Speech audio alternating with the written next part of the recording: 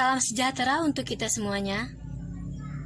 Terima kasih kami ucapkan kepada Bapak Agus Tripayana selaku dosen mata kuliah Pancasila di kelas kami, yaitu kelas Agribisnis C, yang telah memberikan kami kesempatan untuk menjelaskan salah satu materi kuliah pada semester ini. Izinkan kami dari kelompok 6 untuk menyampaikan materi yang berjudul Bagaimana Pancasila sebagai Sistem Etika. Sebelum masuk ke materi, izinkan kami untuk memperkenalkan diri. Perkenalkan, nama saya Kartika Widya Tatari, kelas Agribisnis C.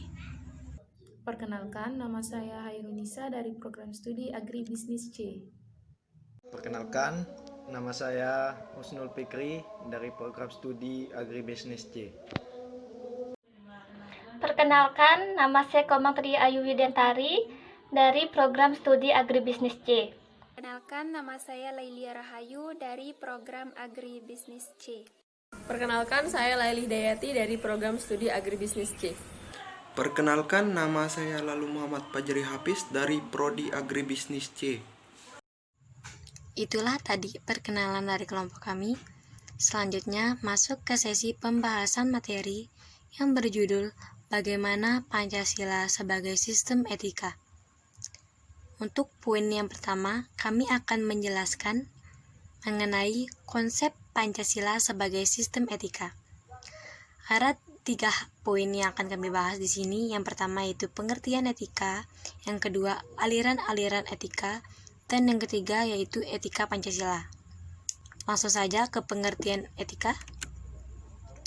Etika berasal dari bahasa Yunani yaitu ethos, yang berarti tempat tinggal, yang biasa kandang, padang, rumput, kebiasaan, adat, watak, perasaan, sikap, dan cara berpikir. Sedangkan secara etimologi atau asal-usul kata, memiliki arti ilmu tentang segala sesuatu yang biasa dilakukan bisa disebut kebiasaan. Kebiasaan yang dimaksud di sini yaitu kebiasaan hidup yang baik yang ada pada diri manusia dalam berkehidupan bermasyarakat. Kebiasaan ini biasanya dianut atau diwariskan secara turun-menurun dari satu generasi ke generasi yang selanjutnya. Selanjutnya, etika secara luas yaitu ilmu yang membahas kriteria baik dan buruk. Kriteria baik dan buruk yang mencakup di sini yaitu sikap atau perilaku manusia dalam berkehidupan berbangsa dan bernegara. Selanjutnya, aliran-aliran etika. Yang pertama ada aliran teologi, yaitu teori yang dilihat dari berdasarkan tujuan atau akibat dari perbuatan itu. Aliran teologi dibagi 2. Yang pertama, egoisme etis, B. Utilitarianisme. Saya akan menjelaskan egoisme etis yang terlebih dahulu. Egoisme etis yaitu suatu teori yang menyatakan bahwa semua tindakan hanyalah untuk mementingkan atau menunjang kehidupan atau kepentingan pribadi tanpa melihat kepentingan orang lain. Sedangkan teori utilitarianisme yaitu teori yang menyatakan bahwa semua tindakan dianggap baik asalkan membawa manfaat. Yang dimaksud dalam membawa manfaat ini yaitu membawa manfaat yang bersifat menyeluruh, bukan untuk 1 atau 2 orang saja. Oke, selanjutnya aliran deontologi, yaitu tindakan seseorang baik atau buruknya yang sesuai atau tidak sesuai dengan kewajibannya. Menurut etika deontologi, suatu tindakan dinilai baik atau buruk berdasarkan apakah tindakan itu sesuai atau tidak dengan kewajiban.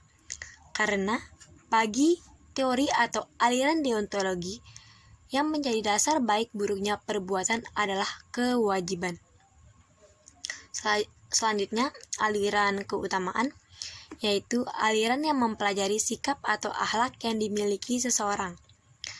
Sikap yang dimiliki oleh seseorang ini memungkinkan dia untuk melakukan perbuatan yang baik. contoh dari aliran keutamaan ini, yang pertama kebijaksanaan, yang kedua keadilan, dan yang ketiga suka bekerja keras. Oke, itu tadi penjelasan mengenai aliran.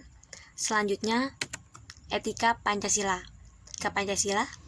Etika Pancasila merupakan cabang filsafat yang dijabarkan dari sila Pancasila untuk mengatur perilaku kehidupan.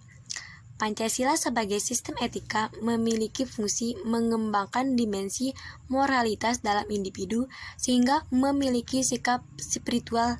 Selain itu, berfungsi sebagai moral guidance yang dapat diaktualisasikan ke dalam konkret yang melibatkan aspek kehidupan.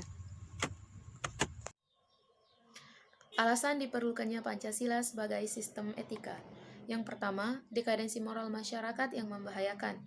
Kedua, korupsi merajalela karena tidak adanya rambu-rambu normatif dalam menjalankan tugas. Yang ketiga, kurang rasa kontribusi dalam pembangunan melalui pembayaran pajak. Yang keempat, pelanggaran HAM ditandai dari melemahnya penghargaan hak orang lain. Kelima, kerusakan lingkungan berdampak pada aspek kehidupan. Selanjutnya, saya di sini akan menjelaskan sumber historis, sosiologis, politis Pancasila sebagai sistem etika. Jadi yang pertama adalah sumber historis. Pada zaman Orde Lama, Pancasila sebagai sistem etika masih berbentuk sebagai filosofis Grundslike atau Weltanschauung. Artinya, nilai-nilai Pancasila belum ditegaskan ke dalam sistem etika. Tetapi, nilai-nilai moral tersebut telah terdapat di pandangan hidup masyarakat. Masyarakat dalam masa Orde Lama telah mengenal nilai-nilai kemandirian bangsa yang oleh Presiden Soekarno disebut dengan istilah berdikari atau berdiri di atas kaki sendiri. Dilihat dari segi sejarahnya, Pancasila tidak muncul begitu saja pada tahun 1945, tetapi telah melalui proses yang panjang, yang dimatangkan oleh sejarah perjuangan bangsa kita sendiri, dengan melihat pengalaman negara-negara lain yang diilhami oleh gagasan-gagasan besar di dunia, sambil tetap mengakar pada kepribadian bangsa kita sendiri. Kemudian, yang kedua adalah sumber sosiologis. Sosiologi diimplementasikan sebagai ilmu kehidupan manusia. Di dalam mengkaji berbagai latar belakang, komposisi dan pola kehidupan sosial kelompok dan kelompok masyarakat, serta penelitian tentang isu-isu sosial, perubahan, dan reformasi yang ada di masyarakat. Sukanto 1982 menyatakan bahwa dalam pandangan sosiologis, masyarakat berada pada waktu dan tempat yang memiliki suatu nilai-nilai tertentu. Sumber sosiologis Pancasila sebagai sistem etika dapat ditemukan dalam kehidupan masyarakat berbagai etnik di Indonesia. Misalnya, orang Minangkabau dalam hal bermusyawarah memakai prinsip bulat air oleh pembulu, bulat kata oleh penghulu. Masih banyak lagi kata mutiara yang ada di Indonesia sehingga memerlukan penelitian yang mendalam. Dan yang terakhir atau yang ketiga, sumber politis. Sumber politis Pancasila sebagai sistem etika terdapat dalam norma-norma dasar sebagai sumber penyusun berbagai peraturan perundang-undangan di Indonesia. Hans Kelsen mengatakan bahwa teori hukum itu suatu norma yang berbentuk piramida. Norma yang lebih rendah memperoleh kekuatannya dari suatu norma yang lebih tinggi. Semakin tinggi suatu norma akan semakin abstrak sifatnya. Sebaliknya, semakin rendah suatu norma akan semakin konkret sifatnya. Pancasila sebagai sistem etika merupakan sumber norma yang tertinggi yang sifatnya abstrak, sedangkan perundang-undangan merupakan norma yang ada di bawahnya dan bersifat konkret. Selanjutnya, saya akan membahas dinamika dan tantangan Pancasila sebagai sistem etika. Dinamika dan tantangan Pancasila sebagai sistem etika dibagi menjadi 3 periode, yaitu Orde Lama, Orde Baru, dan Era Reformasi. Yang pertama, saya akan membahas dinamika Pancasila sebagai sistem etika. Pada periode Orde Lama, pemilu diselenggarakan dengan semangat demokrasi, tetapi dianggap terlalu liberal dan pemerintah bertindak secara otoriter. Hal ini dikarenakan pada saat itu banyak parpol yang mengikuti pemilu, tetapi dimenangkan hanya oleh 4 parpol saja. Yang pertama, PNI, Parmusi, PNU, dan PKI. Pada periode Orde Baru, Pancasila disosialisasikan berdasarkan penataran P4. Hal ini dikarenakan penataran P4 berisi tentang sosialisasi nilai-nilai Pancasila. Pada era reformasi, Pancasila justru tenggelam dalam euforia demokrasi atau semangat dalam kebebasan berpolitik. Yang kedua, saya akan membahas tentang tantangan Pancasila sebagai sistem etika. Pada periode Orde Lama, terdapat sikap otoriter yang tercermin dalam penyelenggaraannya. Hal ini justru tidak sesuai dengan Pancasila sebagai sistem etika yang lebih menonjolkan semangat musyawarah untuk mufakat. Pada periode Orde Baru, tantangan Pancasila terhadap sistem etika terkait dengan KKN, yaitu korupsi, kolusi, dan nepotisme. Hal ini dikarenakan KKN hanya menguntungkan untuk segelintir orang saja. Pada era reformasi, terdapat euforia kebebasan berpolitik, sehingga mengabaikan nilai-nilai moral. Contohnya muncul peristiwa anarkisme yang memaksakan kehendak dengan mengatasnamakan kepentingan demokrasi. Baik, saya akan menjelaskan tentang mendeskripsikan esensi dan urgensi Pancasila sebagai sistem etika. Yang pertama adalah esensi Pancasila sebagai sistem etika. Hakikat-hakikat Pancasila sebagai sistem etika diantaranya itu yang pertama sila ketuhanan. Keyakinan bangsa Indonesia bahwa Tuhan menjamin prinsip moral. Yang kedua itu adalah sila kemanusiaan, tindakan manusia yang mengandung implikasi dan konsekuensi moral. Yang ketiga, nilai persatuan, mementingkan masalah bangsa di atas masalah individu maupun kelompok. Yang keempat adalah nilai kerakyatan, prinsip musyawarah untuk mufakat, dan yang kelima adalah nilai keadilan. Menonjolkan keutamaan yang terkandung di dalam nilai keadilan. Urgensi Pancasila sebagai sistem etika. Yang pertama, sumber moral dan inspirasi sebagai penentu sikap, tindakan, dan keputusan yang diambil oleh setiap warga negara. Yang kedua, memberikan guidance kepada setiap warga negara sehingga memiliki orientasi yang jelas dalam tata pergaulan baik lokal, nasional, regional, dan internasional. Yang ketiga, menjadi dasar analisis yang dibuat oleh para penyelenggara negara. Yang keempat, filter untuk menyaring pluralitas. Pancasila sebagai sistem etika adalah cabang filsafat yang dijabarkan dari sila-sila Pancasila untuk mengatur perilaku berkehidupan bermasyarakat, berbangsa, dan bernegara di Indonesia. Karena itu, di dalam etika Pancasila terkandung nilai-nilai ketuhanan, kemanusiaan, persatuan, kerakyatan, dan keadilan. Kelima nilai tersebut membentuk perilaku masyarakat Indonesia dalam semua aspek kehidupannya. Pentingnya Pancasila sebagai sistem etika bagi bangsa Indonesia adalah sebagai rambu normatif untuk mengatur perilaku berkehidupan bermasyarakat, berbangsa, dan bernegara di Indonesia. Dan demikian, pelanggaran dalam kehidupan bermasyarakat dan bernegara, seperti korupsi atau penyalahgunaan kekuasaan, dapat diminimalkan.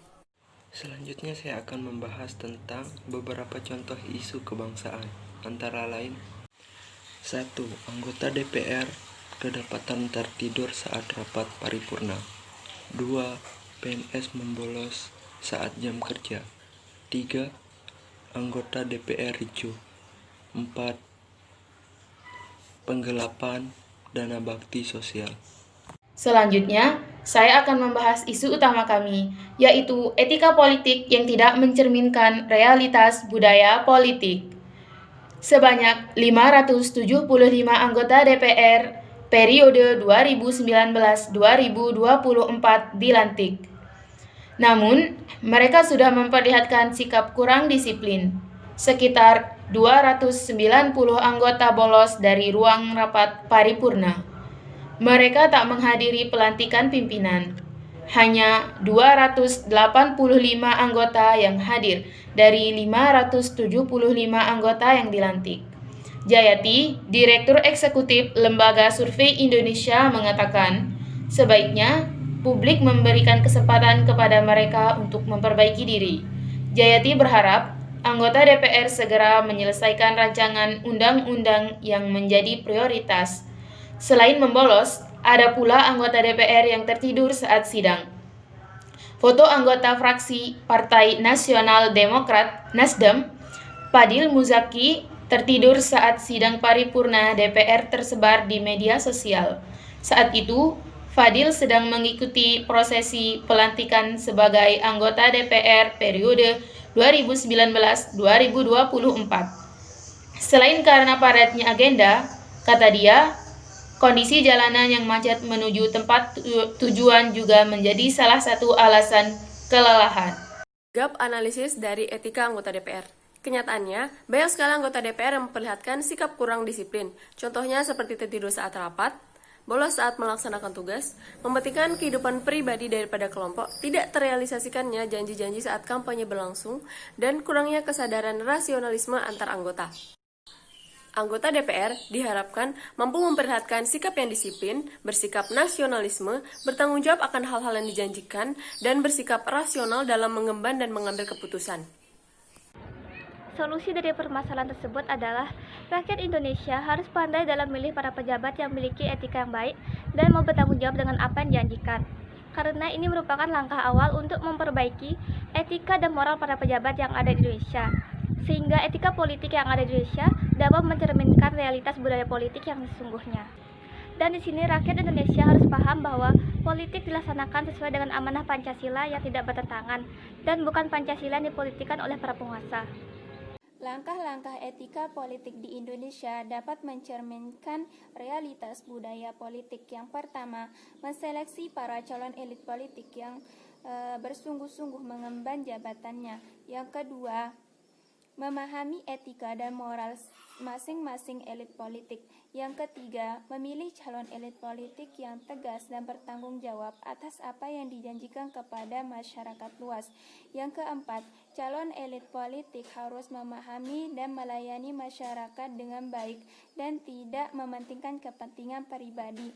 Dan yang kelima, selektif dalam melihat visi dan misi yang diutarakan oleh calon elit politik demi kesejahteraan bangsa dan masyarakat.